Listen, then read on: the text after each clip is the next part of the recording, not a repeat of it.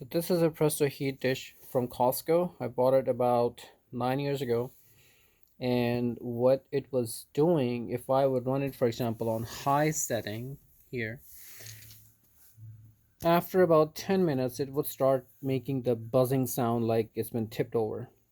And then I would change the thermostat to medium and the sound would go away. But then 10 minutes later, it'll come back again. Not exactly 10 minutes, but maybe 10-15 minutes. So I looked at YouTube videos on how to fix them, and some of the videos were showing that how you could just simply cut the cables, open this assembly in the back and bypass the buzzer.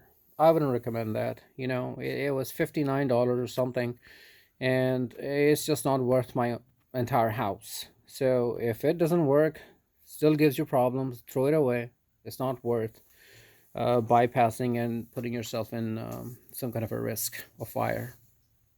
Anyway, there were some other blogs on the Google where people were talking about that all they did was to address this issue. This dish right here, this entire area, they just cleaned it. Some clean them with tissue papers or a damp cloth or towel, or whatever you could improvise.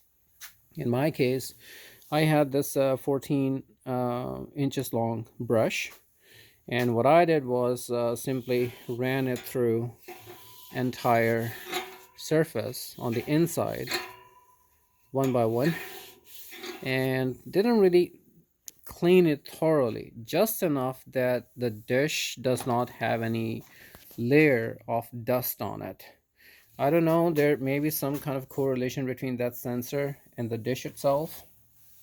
And since I did that, and I haven't really done a thorough cleaning, just regular dusting, and since then I haven't heard any noise. So I think that this is working, but I'm still running it. It's almost a half hour now and I haven't heard any noise, any buzzing noise. So I'm gonna let it run for another 20-25 minutes, and we'll update you if the problem is gone.